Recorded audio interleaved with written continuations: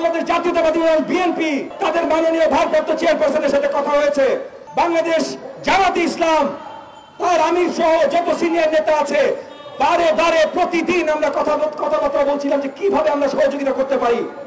আমরা সবাই নেমেছি, আমি গুলি খেয়েছি, বিএনপির শত শত নেতা গুলি খেয়েছে, জামাত ইসলামের শত শত নেতা গুলি খেয়েছে, আরো সব যত দল আছে যারা মাঠে ছিল সবাই খেয়েছে, কিন্তু কেউ ব্যানার নিয়ে আসি নাই। ব্যানার কেন নিয়ে আসি নাই? কারণ ব্যানার আসবে নির্বাচনের সময়। এখন পুরো দেশ একসাথে। শেখ হাসিনা গেছে কিন্তু তার দোসররা যায় নাই, এবং যতই আমরা ধোঁয়াশা রাখবো ততই দোসররা ফেরত আসার সুযোগ পাবে। মাস্টার মাইন্ড কি জোর করে হাসিনাকে দিয়ে সবাইকে রাজাকার গালি দিয়েছে?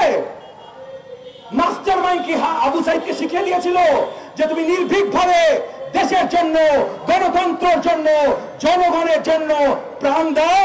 জুলাই আগস্টের আন্দোলনের কথা যদি আসেন, আমার ছাত্র ভাই ও ভাইয়েরা আজকে বলেছে 17.5 কোটি বাংলাদেশের জনগণ রক্ত দিয়েছে, সাহস করে সবাই দাঁড়িয়েছে।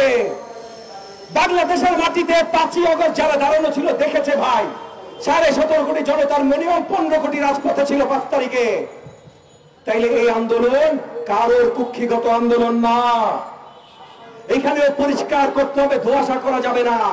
কে মাস্টার মাইন্ড এইসব ধোঁয়াশা মার্কা কথাবার্তা বলা যাবে না ভাই।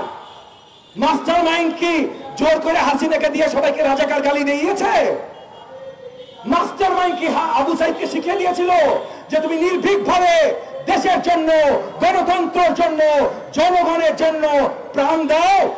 মাস্টার মাইন্ড শিখিয়ে দিয়েছিল? এইসব বললেন না ভাই।